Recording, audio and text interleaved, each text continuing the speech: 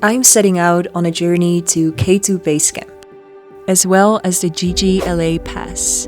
This is so confusing. Chasing one of the greatest challenges I've ever set for myself.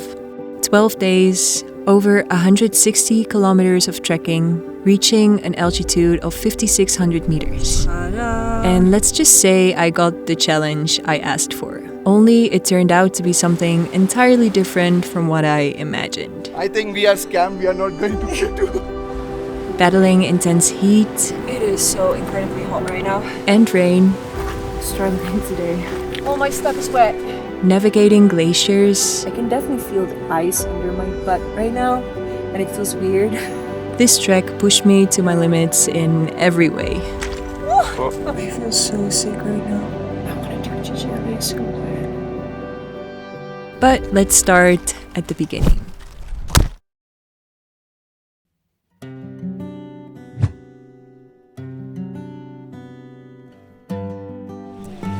So it's currently 6 a.m. and it's officially the first day of K2 Base Camp. And we are going to kick things off with a very long, very bumpy jeep ride.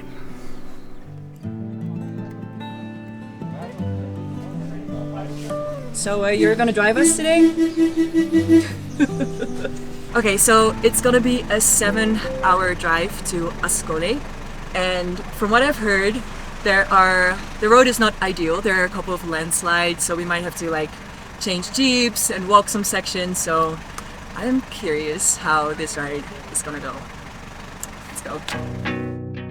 If I had to describe this jeep ride in one word, it would be chaos. Sketchy bridges wiggling beneath us like they could give way at any moment. Sections of the road too bad to even drive on, meaning we had to get out and walk. Then Jay showed up with a wig for some reason. Oh my god! I look bold! People were dancing, then I had a wig on my head. Is it bad? Was it really bad? No, it's fine. Beautiful. There were road floodings. But at least... It's got less bumpy than I thought it would be. But the obstacles did not stop there. Okay, so since there has been a landslide up the road just very recently, we have to walk for a little bit now and then change jeeps because obviously they can't pass.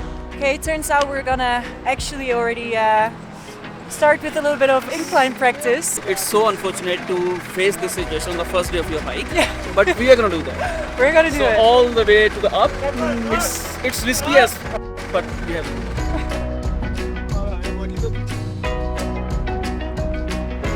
Okay, so I wasn't expecting this already on day one. I was just imagining a very nice, easy jeep ride, but things never really go according to plan here in Pakistan.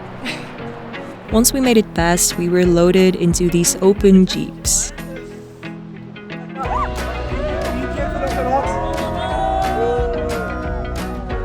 Toyota would never have imagined that your vehicles would be used someday like this. Are you alive? And I had a feeling this chaotic ride was just a taste of what was to come. Okay, so we just got to Askoli. It's currently past 7 p.m. So it's been a 13-hour day and I'm exhausted and I think everyone is exhausted. But tomorrow the real fun is going to start.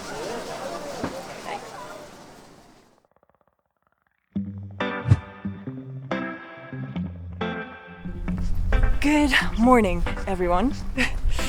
So today is the first day of the actual hike. Today was all about getting to know the group that I was traveling with. I was actually here as part of K2preneur, a program that brings together entrepreneurs and creators for an adventure that is as much about learning as it is about trekking. I got this feeling, I think everyone gets this feeling in their life one time or another, that I'm just going very fast, nowhere, right? There has to be a way to take a pause, detox yourself. Think about your life in Pakistan. From the childhood we have been hearing about K2. It's a thing, you know. So I wanted to go there, right?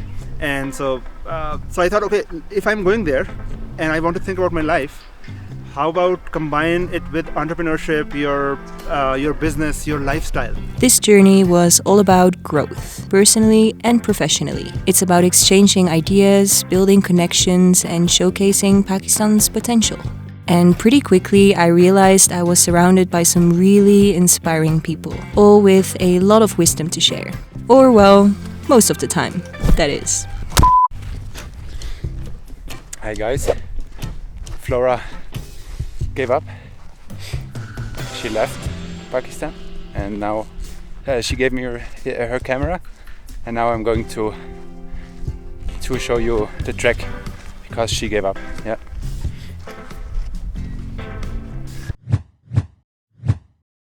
Hi Flora. Hello.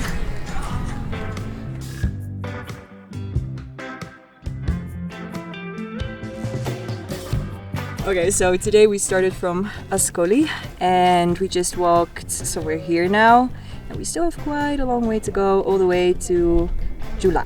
It's about 200 meters incline, which is really not that much, spread over like 18k. It didn't take long for me to realize that it wasn't the trail itself that was going to be the biggest challenge these first few days. So it's past midday right now. And it is getting really, really hot. The sun is like burning and there's like no wind.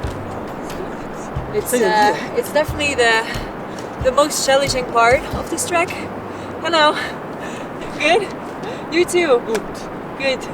I think it's definitely like the most challenging part thus far. Like the trail itself is like really easy. It's like flat, not that difficult to walk on, but the heat is what makes it quite challenging.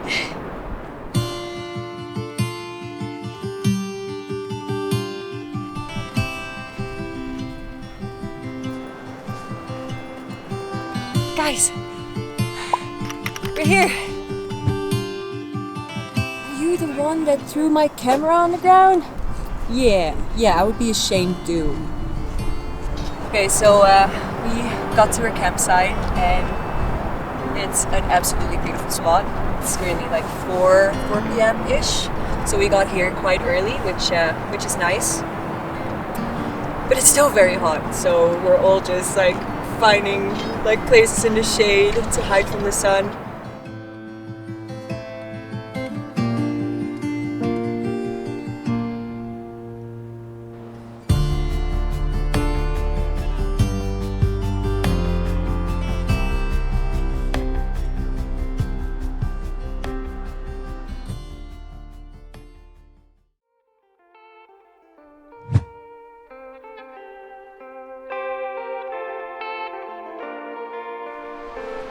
Today is day 2 of K2 Base Camp and we woke up very early. We woke up at 4 because today is going to be a long day. It's going to be about 22 kilometers with quite a bit of incline and decline, and also it's going to be a hot day, so we all figured it would be a good idea to start early.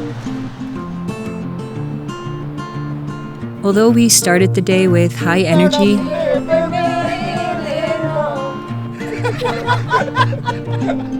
deep down we all knew what was coming. A long day of heat, sweat, and endless dust. How are you feeling? There are mixed feelings. Like right now I'm feeling better because the sun is not that hot. Yeah. But I am sure that after 3 hours I'm gonna die. I'm definitely gonna die.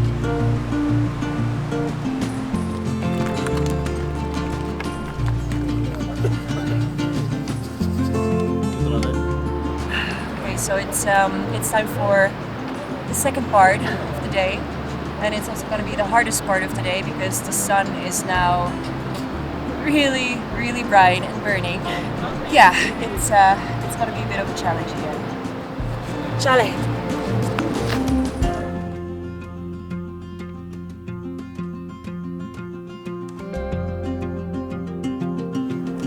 It is so incredibly hot right now. If I can give you guys one tip, it's bring enough sunscreen, a hat, a good pair of sunglasses, because otherwise you are going to suffer. Actually, I changed my mind. Even if you bring all of those things, you're still going to suffer.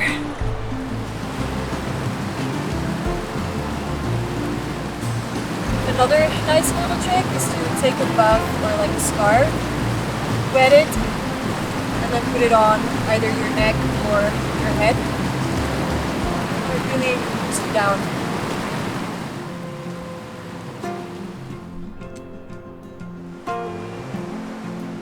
Also, whenever you find shade, take some rest. Somebody told me these glasses made me look like a diva. I think they're right. I bought them in Skardu last minute and I'm glad I did. I don't care. However, let's just say that even the heat couldn't ruin our moods. It already looks like a Sahara desert. Now it also feels like Sahara. You know what? When we were preparing for the K2, all the gears and everything, I had, you know, the beanies, the gloves, 2 pairs of gloves. And now, I think we are scammed. We are not going to K2. Soon enough, we reached the first real sketchy section of the trail. Oh my god!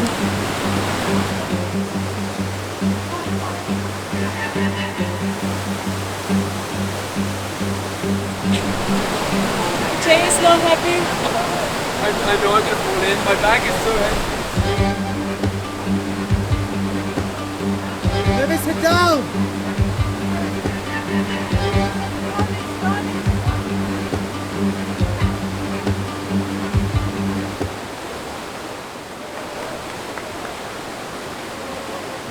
Oh my god, guys, that was crazy.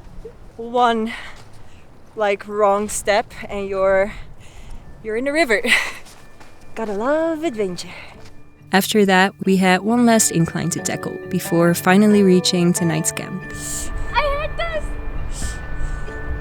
You can do it!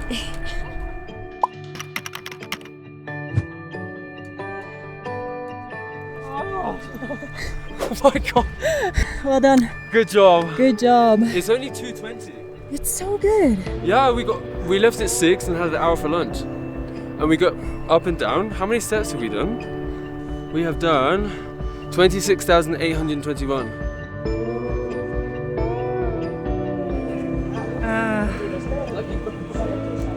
You guys know one of the mules fell in the river? Oh, yeah. Really? Is he dead? No, they separate. But it fell in the river. With duffel bags. Yeah. Oh god. So we just got to the camp and I got to my tent, checked my duffel bag, and all of my stuff is wet. I think during that river crossing my mule fell into the water or something. Yeah, not great. But luckily we have a rest day tomorrow, so I have time to wash everything and dry all my stuff. I guess never a day without a challenge on the K2 Base Camp trail.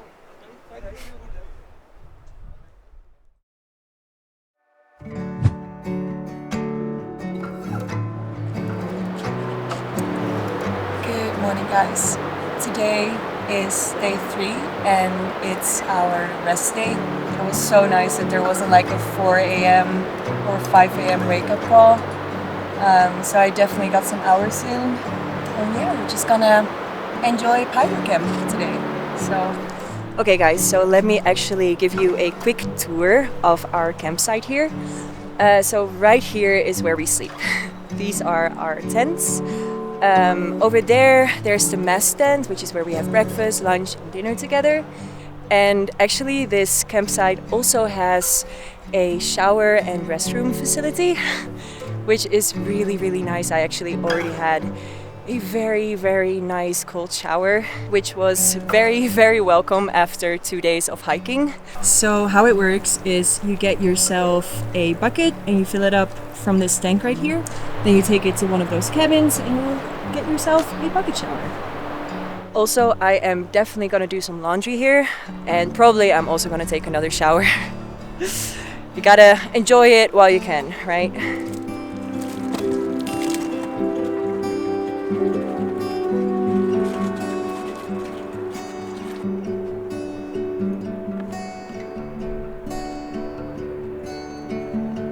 I didn't expect to need this rest day so soon already, but after just 2 days of trekking, it felt like a relief. This journey hasn't been as easy as I imagined. It's my first time camping for such a long stretch, and the adjustment has been tough. My sleep hadn't been great up until that point, and being so exposed to the elements definitely took its toll on me. But as with any challenge, I knew that the human mind and body somehow always finds a way to adapt. You settle into the discomfort, and slowly you find your footing. I knew things would get better. I just had to be patient. In moments like this, it's all about having faith. And while watching the group come together in prayer, I felt this sense of calm settle in. Everyone in their own way finding some sort of peace in this day.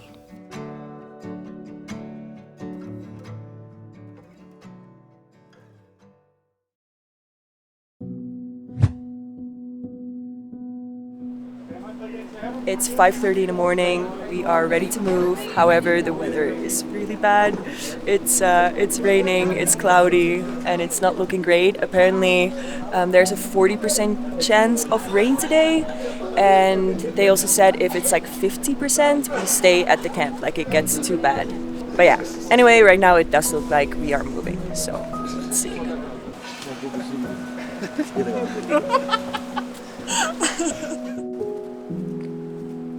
Today we're going to meet Baltoro Glacier, the glacier that we're going to be walking on for the next 4 days. Baltoro Glacier is one of the largest glaciers in the world, stretching over 60 kilometers through the heart of the Karakoram Range. So apparently there is a saying here in Pakistan that white glaciers are female and black glaciers are male.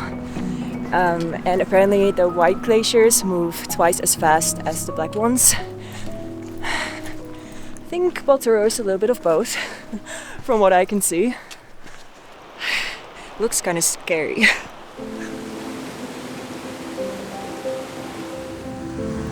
Okay guys, officially the first steps on Baltoro Glacier.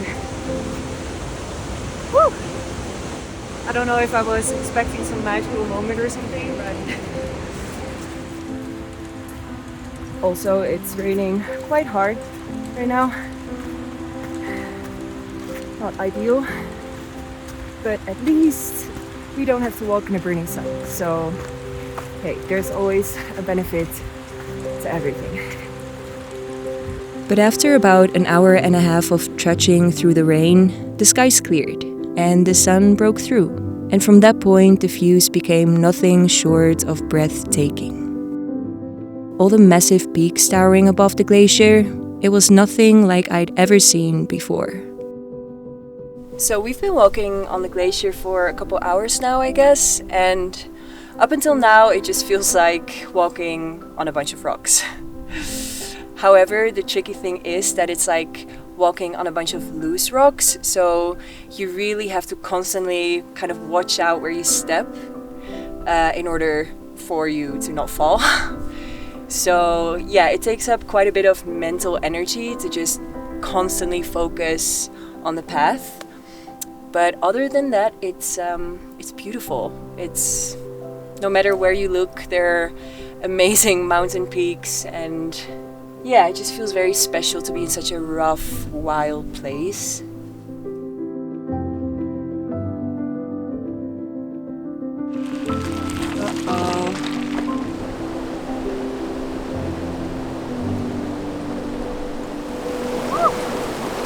That is bloody cool. Honestly, most of the time, it doesn't even feel like we're walking on a glacier. Like, look. Sand. It's like we're on a beach.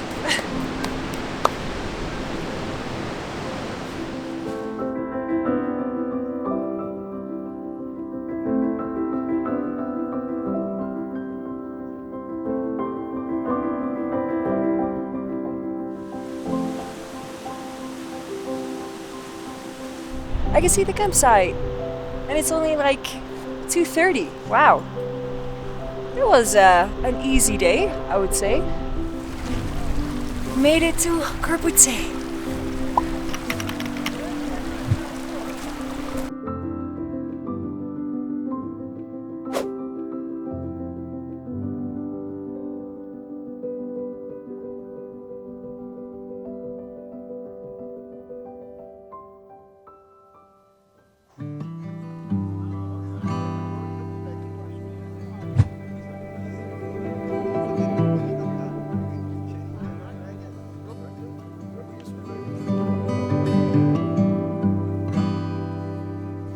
I can't believe it's already day 5 of K2 Base Camp. We are almost at 4,000 meters now, and I'm starting to feel the elevation a little bit, especially when going up. But honestly, like, because you do the incline so gradually on this trek, like it's not a crazy elevation profile, you acclimatize also very gradually, so I feel like it's not that bad. It's not that hard, to be honest. I actually did Everest Base Camp earlier this year, and a lot of people have been asking about the differences between the two.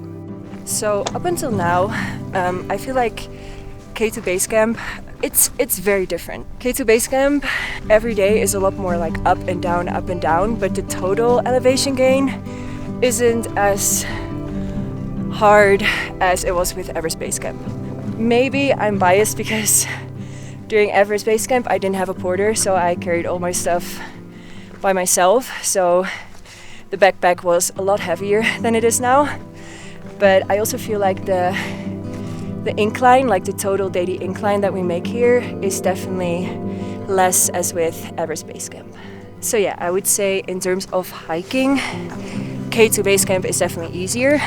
However, overall, I do think K2 is the harder trek of the two, just because of the conditions.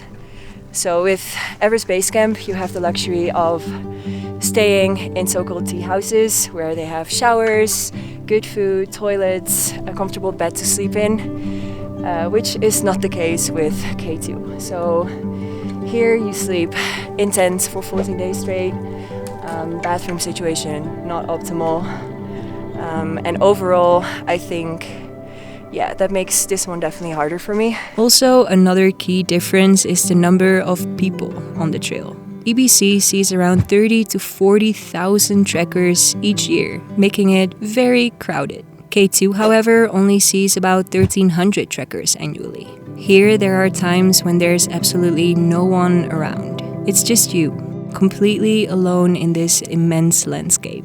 Also, compared to Everest Base Camp, the path of K2 is a lot less clear. So with Everest, like, you basically, like, we did it without a guide. You don't even need anyone to show you the way. It's that obvious. Whereas with this one, you definitely need a guide, and sometimes it's definitely like, okay, I just see a bunch of rocks in front of me. Like, where's the path?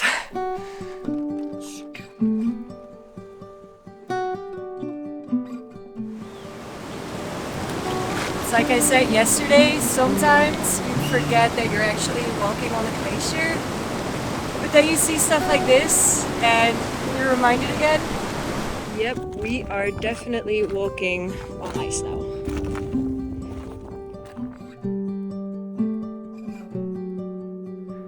Whew, okay, the camp is officially in sight, and it looks like it's another beautiful night.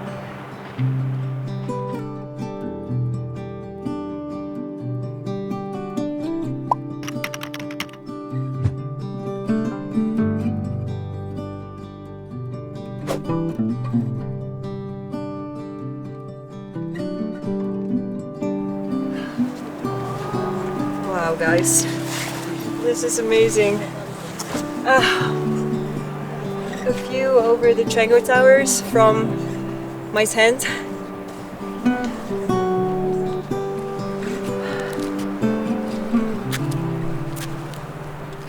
Honestly, the only thing that you want to do when you get to the camp after like a long day of hiking is get a cup of coffee, then take off your hiking shoes, get into some semi-clean clothes, and get some food, of course, because I am always starving when I get to the camp.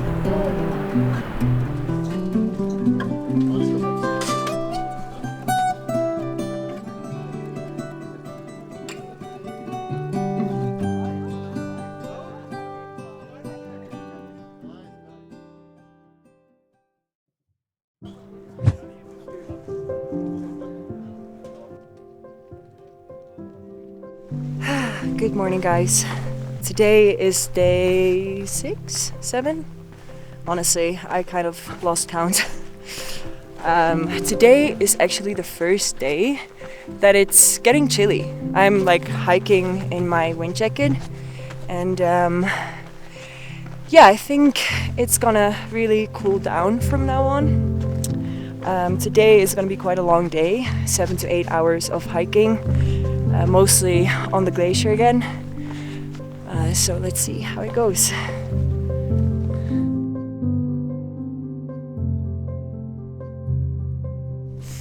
Today is actually also the first day that I had a little bit of trouble waking up and like motivating myself to start hiking. So I think today is gonna be listening to music, motivation kind of day. Maybe some podcasts. Podcasts are my go-to when I'm like hiking and not really feeling it, because it just kind of distracts you a little bit. I'm listening to Modern Wisdom right now. He's really good. Yeah, let's see how it goes. Honestly, today was one of those days in which everything just felt a little bit off. And although we again got some beautiful views, I guess I just wasn't really able to enjoy it that much.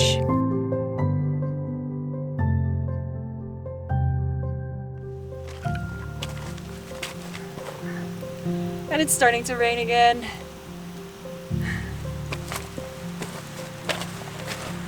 All the rain and cold probably also made everything feel 10 times worse.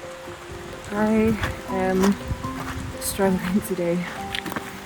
I'm just not feeling it, to be honest. Not feeling today's hike, not feeling the trail. Honestly, I just wanna get there.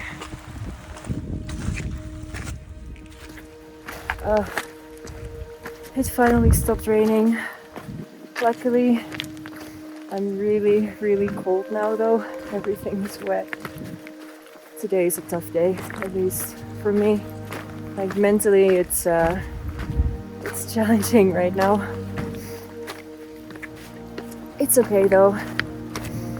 You know, I've been thinking a lot about it, and I would say doing a trek like this is basically something I believe everyone should experience at least once in their life, because it really makes you appreciate the simple things in life, like being able to wear clean clothes and go to a bathroom that's actually closed off, and having a hot shower and a mattress to sleep on.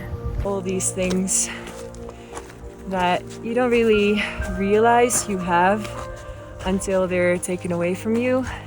You only learn it by exposing yourself to these kinds of conditions, right? So even though I'm really struggling right now, to be honest, I know I'm gonna get out of this so much stronger and appreciate a lot more of my life.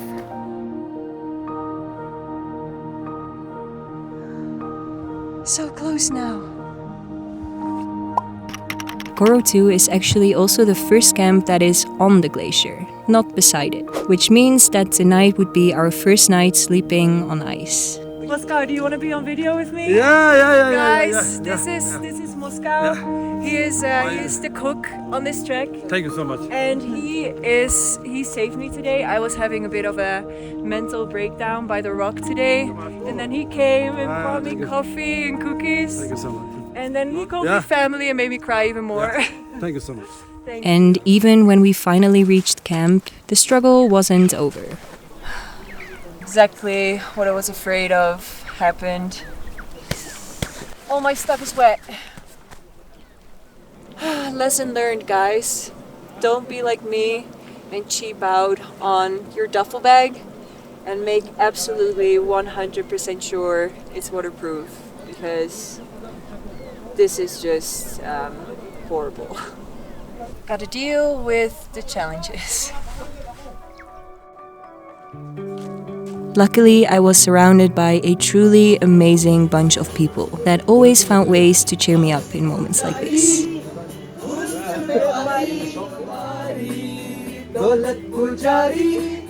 Okay, so it's 4 o'clock now. I actually managed to dry my clothes. I basically just hung them up in the kitchen tent, and it's really warm in there because they have like a fire going and everything. So I'm super happy that I get to wear something dry and warm now. Because guys, it is freezing. Like this underneath here, this is ice. And it's rock hard and ice cold. So I doubt whether we are going to have a good sleep tonight. Oh well, it's part of the experience, right?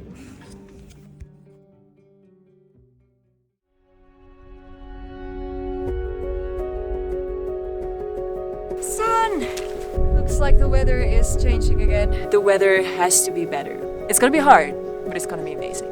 I'm also considering. This is so confusing. Come on, what are you doing? Not good. I feel so miserable right now. I'm alive. I'm not made for this. I don't like this at all. Get me out of here.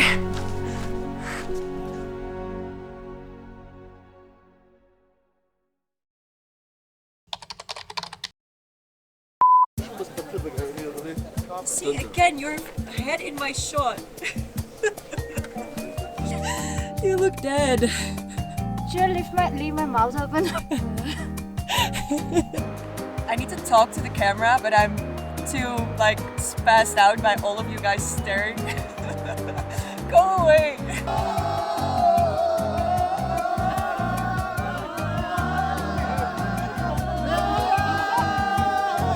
I feel so bad for the goats. Like, they're walking all this way just to get eaten by humans.